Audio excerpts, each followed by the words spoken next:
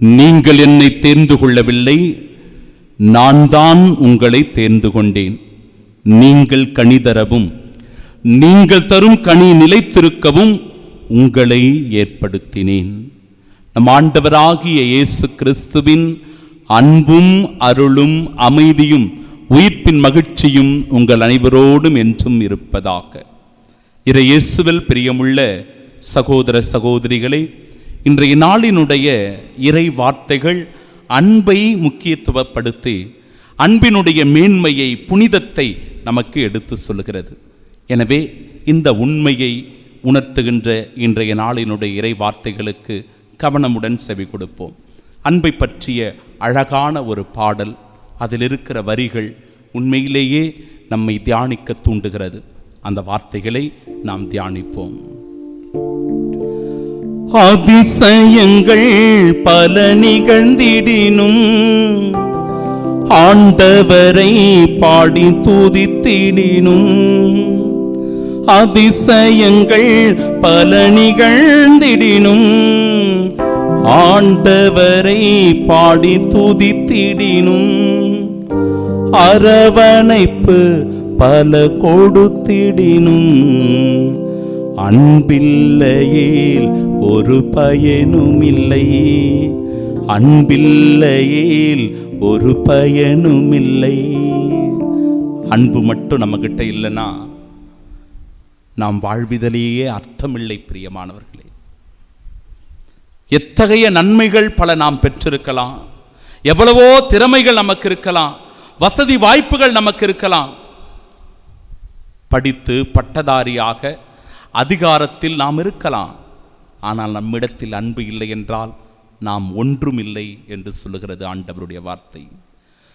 ஆன்றோரை போல் என்றும் இருந்திடினும், சான்றோரை போல் என்றும் நடந்திடினும், ஆன்றோரை போல் என்றும் இருந்திடினும், சான்றோரை போல் என்றும் நடந்திடினும், அறிவில் சிறந்து விளங்கிடினும், அறிவில் சிறந்து விளங்கிடினும் அன்பில்லையேல் ஒரு பயனும் இல்லை, அன்பில்லையேல் ஒரு பயனும் இல்லை. எவ்வளவு இருந்தாலும் நம்மகிட்ட அன்பு இல்லைன்னா நாம ஒன்றுமே இல்லைங்க. ஆயிரம் இருந்தும் அன்பில்லையேல், கோடி கோடியா பணம், லட்சாதிபதியான ஒரு வாழ்க்கை, பகட்டுத்தனமான ஆசாபாசங்களுக்கு இடம் கொடுக்கிற வாழ்க்கை, நினைத்ததை வாங்கக்கூடிய அளவிற்கு பண வசதி, அதிகாரம் எல்லாம் இருந்தும் கூட ஆயிரம் இருந்தும் அன்பில்லையேல் எதுவுமே ஒன்றுமில்லை, இவ்வுலகில் எதுவுமே ஒன்றுமில்லை.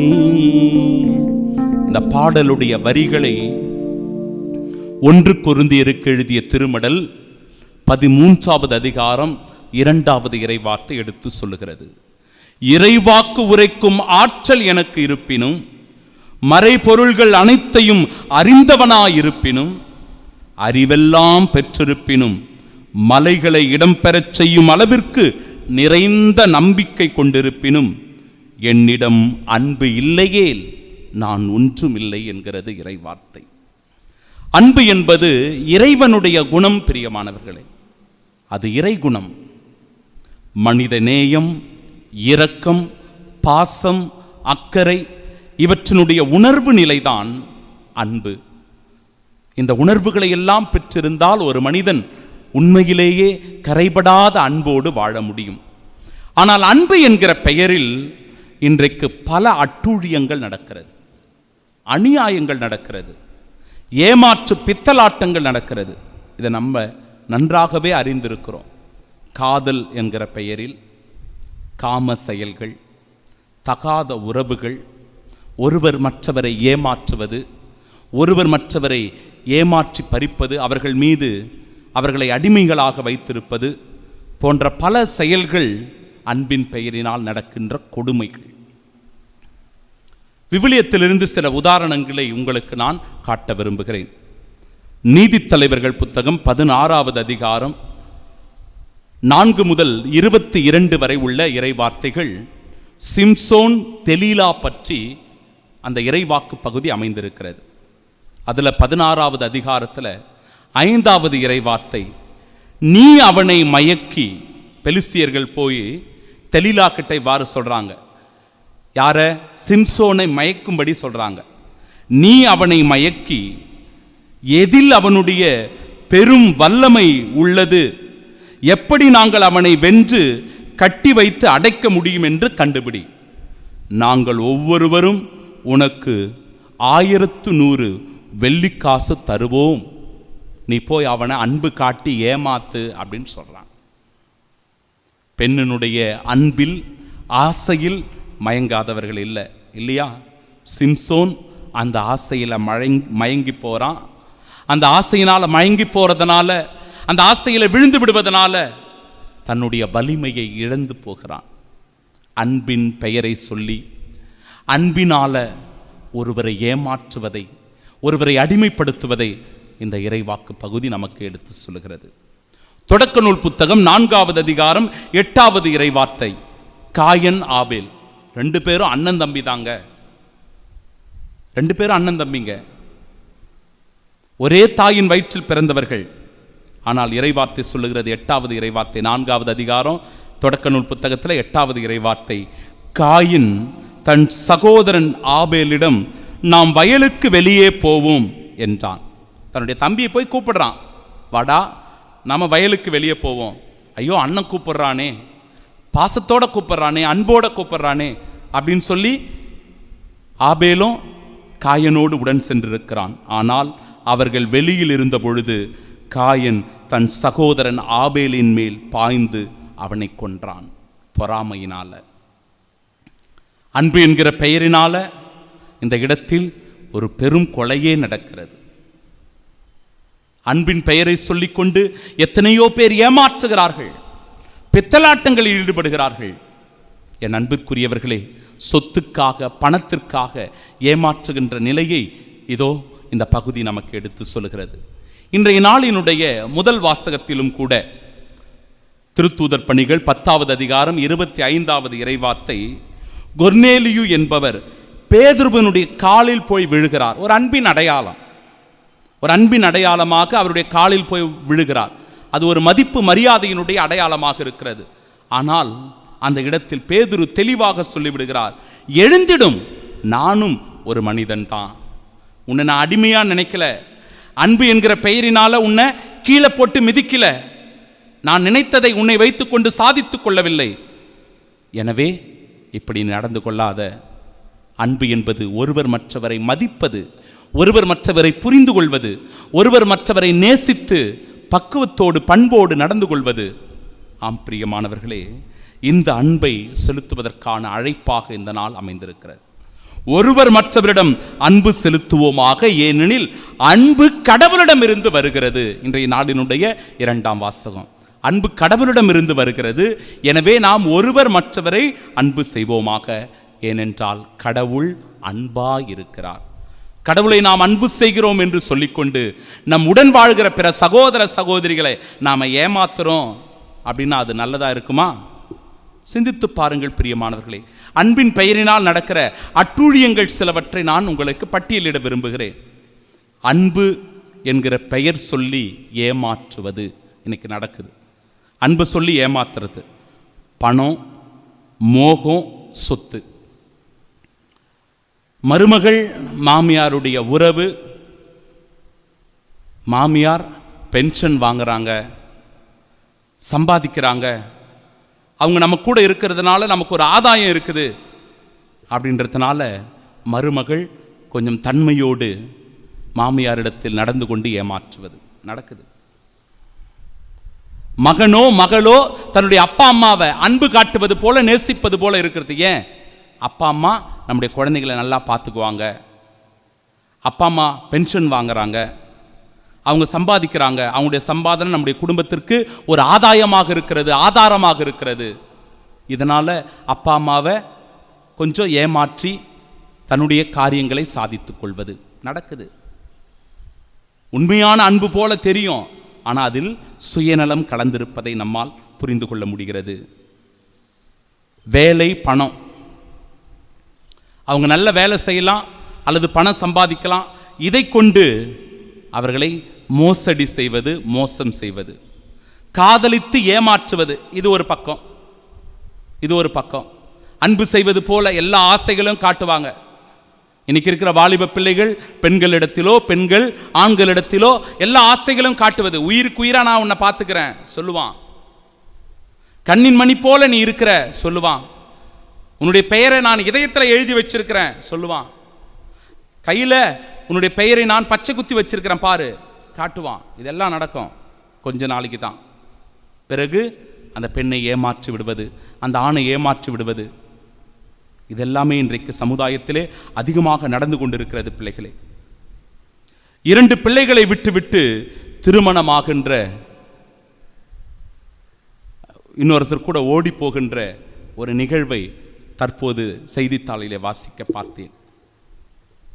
கணவன் இருக்கிறான், 2 பிள்ளைகள் இருக்கிறாங்க. இவர்களை விட்டுவிட்டு வேறு ஒருவருடன் கள்ள தொடர்பு வைத்துக்கொண்டு இந்த 2 பிள்ளைங்களையும் கணவனையும் விட்டுவிட்டு அவனோடு ஓடி போகின்ற ஒரு நிலை. இது ஒரு அன்பா? இது காம இச்சை இல்லையா? இது ஏமாற்றுத்தனம், பித்தலாட்டம் இல்லையா? தன்னுடைய பிள்ளைகளையும் கணவனையும் விட்டுவிட்டு இன்னொருவருடன் ஓடி போவது. அண்ணன் தம்பியினுடைய உறவு பணத்திற்காக, சொத்துக்காக, ஆசைக்காக, சில நேரங்களில் அக்கா தங்கைகளுடைய உறவு, நட்புறவு, அன்பு உறவுகள் எல்லாம் சில நேரங்களில் இப்படி ஏதோ ஒரு காரணத்திற்காக, ஒரு தேவைக்காக பெயரை சொல்லி ஏமாற்றுவதாக நம்மிடத்தில் இருப்பதை நாம் காணுகிறோம். இப்படி அன்பு என்கிற பெயரினால் இன்றைக்கு பல ஏமாற்று காரியங்கள் நடக்கிறது. கவனத்தோடு, எச்சரிக்கையோடு இருக்கணும்.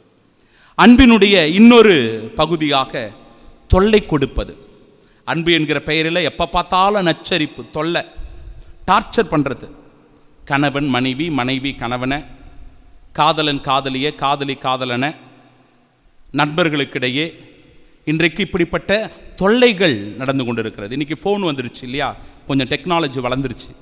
அதனால் தொலைத்தொடர்பு சாதனங்கள் நம்முடைய கையில், எப்போ பார்த்தாலும் ஃபோன், ஏகப்பட்ட மிஸ்கால், 20-30 மிஸ்கால் கொடுத்து தொல்லை கொடுப்பது, எப்பொழுது பார்த்தாலும் தொந்தரவு செய்து கொண்டே இருப்பது, வேலை செய்ய விடாமல், அவங்க கடமைகளை செய்ய விடாமல், இங்கே வா அங்கே வா அப்படின்னு அழைக்கிறது, இதை வாங்கி கொடு அதை வாங்கி கொடுன்னு கட்டாயப்படுத்துறது, எப்பொழுது பார்த்தாலும் அன்பு என்கிற பெயரில் தொல்லை கொடுக்கின்ற தொல்லைகளாக இன்றைக்கு குடும்பத்திலேயே மனைவியாக இருக்கலாம், கணவனாக இருக்கலாம், காதலியாக இருக்கலாம், காதலனாக, எல்லா இடத்துலையும் இது நடக்குது. அன்பு தொல்லையாக மாறிப்போகின்ற ஒரு நிலை, இது கூட பிரச்சனை தான். பிறகு 3ஆவதாக அன்பு, அன்பு என்கிற பெயரில் அடிமையாக இருப்பது. அன்பு பெயரை சொல்லி பிறரை அடிமைப்படுத்தி வைப்பது, சொரணையற்று கிடப்பது. எதை சொன்னாலும் எப்படி சொன்னாலும் அதை செய்யறதுக்கு ஒரு ஆள் இருப்பாங்க. முதலாளி சொல்லிட்டான் அப்படின்றதுக்காக தொழிலாளி எந்த நிலைமைக்கும் போய் அந்த முதலாளியினுடைய தேவைகளை நிவர்த்தி செய்வது. சில நேரங்களில் அப்படி தொழிலாளிகள் இருக்கும்போது, வீட்டில் பணி செய்கின்ற பணியாளர்கள் இருக்கும்போது, அவங்க எல்லாம் நம்மளை ஏறி மிதிப்பாங்க. அன்புன்ற பேரில் நம்மை நசுக்குவாங்க, நம்மளை ஒடுக்குவாங்க. ஆனால் அது நமக்கு தெரியாது. முதலாளி பாசமாக மாறிடும், எஜமான் பாசமாக மாறிடும், அன்பாக மாறிவிடும். நாம் நினச்சிட்டு இருப்போம் அது அன்புன்னு. ஆனால் அவர்களே அந்த அன்பின் பெயரினால் நம்மை நசுக்குவார்கள், ஒடுக்குவார்கள். நம்ம வேலை வாங்குவாங்க, அவருடைய தேவைகளுக்காக நம்மை பயன்படுத்தி கொள்வார்கள். வீட்டில் வேலை செய்கிற வேலைக்காரங்களாக இருக்கலாம், அல்லது தொழிற்சாலைகளில் பணிபுரிகின்ற தொழிலாளர்களாக இருக்கலாம்.